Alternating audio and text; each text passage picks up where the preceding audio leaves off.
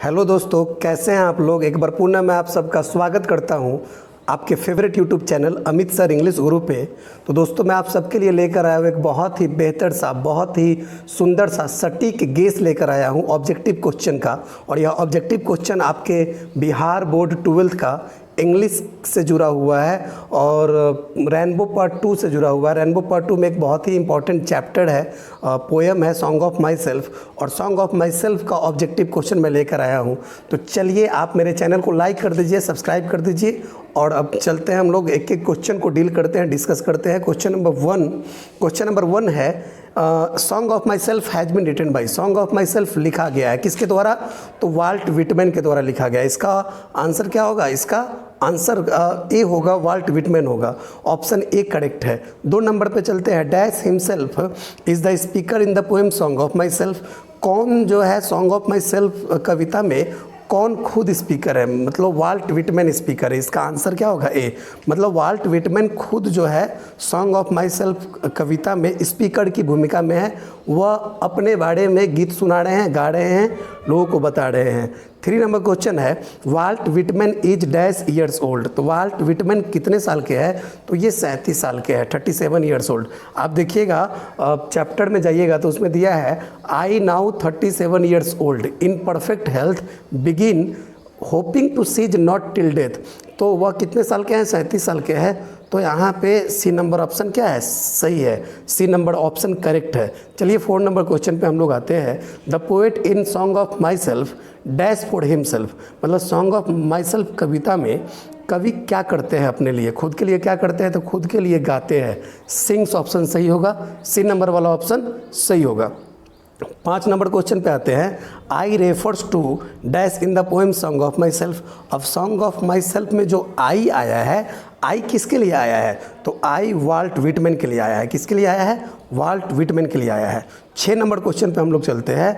Whitman is a dash poet. तो ये बहुत इंपॉर्टेंट क्वेश्चन है, बहुत बार एग्जाम में पूछा भी है। तो विटमैन कहाँ के कवि थे? तो ये एक अमेरिकन पोएट थे, अमेरिका के कवि थे। तो option B is correct, option B is correct. चलिए हम लोग 7 नंबर क्वेश्चन पे चलते हैं। 7 नंबर क्वेश्चन है विटमैन वाज बॉर्न इन। मतलब विटमैन का जन्म हुआ था, कब हुआ था जन्म? तो 1819 में हुआ था। Option A is correct, option A is correct. 8 number question है विटमैन डायड इन। विटमैन की मौत हुई थी, कब हुई थी? 1892 में, 1892 में हुई थी मौत उनकी। तो option A is correct. 9 number question है song of myself is a and dash. तो सॉन्ग ऑफ माई सेल्फ क्या है? तो song of myself ode या सोनेट या ब्लाड नहीं है, ये एक लिरिक है। लिरिक का मतलब होता है गीत, और जैसा कि टाइटल में ही है सॉन्ग, तो सॉन्ग किसको बोलते हैं? लिरिक को ही सॉन्ग बोलते हैं। तो ये लिरिक है, ये एक गीत पे आधारित कविता है, गीत पे आधारित पोएम है। 10 नंबर क्वेश्चन है one of the most important works of Walt Whitman is. मतलब वाल्ट विटमैन की बहुत ही महत्वपूर्ण कृतियों में से एक है लिप्स ऑफ ग्रास। कौन है? लिप्स ऑफ ग्रास, जो एक कलेक्शन ऑफ बुक्स पोएम्स है। ये कलेक्शन ऑफ पोएम्स है लिप्स ऑफ ग्रास। आप इसको याद रखिएगा, एग्जाम में पूछ देता है। चलिए 11 नंबर क्वेश्चन है I celebrate my self and Singh my self is the line from. ये किस जो है किस कविता से ये लाइन लिया गया है?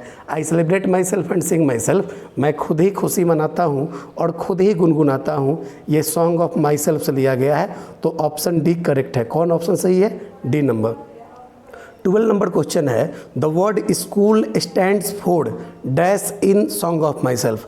मतलब सॉन्ग ऑफ माई सेल्फ में जो शब्द आया है स्कूल, उस स्कूल शब्द का मतलब क्या है? विद्यालय नहीं है, क्या है? सिस्टम ऑफ थॉट है, मतलब विचारों की प्रणाली, ये उसका मतलब है। ऐसे आमतौर पे स्कूल का मतलब विद्यालय होता है, लेकिन उस कविता में जो स्कूल है उसका मतलब अलग है, और वह मतलब है विचारों की प्रणाली। चलिए हम लोग 30 नंबर क्वेश्चन पे आते हैं। 30 नंबर क्वेश्चन है when was the lips of grass published. तो लिप्स ऑफ ग्रास कब प्रकाशित हुई थी? तो ये 1855 में प्रकाशित हुई थी। तो ऑप्शन सी करेक्ट है। अब हम लोग आगे बढ़ते हैं। आगे है 14 नंबर क्वेश्चन। 14 नंबर क्वेश्चन कहता है during the civil war Walt Whitman also worked as a. मतलब जब नागरिक युद्ध हुआ था, हाँ, अमेरिका में जब नागरिक युद्ध हुआ था तो वाल्ट विटमैन ने उस समय एक वॉलंटियर नर्स के रूप में काम किया था। वॉलंटियर नर्स का मतलब स्वेच्छा से एक नर्स के रूप में काम किया था। वॉलंटियर मतलब होता है स्वेच्छा से। चलिए 15 नंबर क्वेश्चन पे आते हैं। Who among the following is called the people's poet, मतलब इनमें से किन्हें पीपल्स पोएट के नाम से जाना जाता है। पीपल्स पोएट का मतलब हुआ कि लोगों के कवि। तो सर वाल्ट विटमैन को पीपल्स पोएट के नाम से जाना जाता है। तो ऑप्शन एक करेक्ट है। 16 नंबर क्वेश्चन है। Drum Taps has been written by, मतलब ड्रम टैप्स लिखा गया है किसके द्वारा, तो वाल्ट विटमैन के द्वारा लिखा गया है ड्रम टैप्स। इनकी दो कृतियाँ बहुत ही महत्वपूर्ण हैं, एक है लिव्स ऑफ ग्रास और दूसरा है ड्रम टैप्स। तो इन दोनों किताबों को आप याद कर लीजिएगा, एग्जाम में पूछ ही देता है।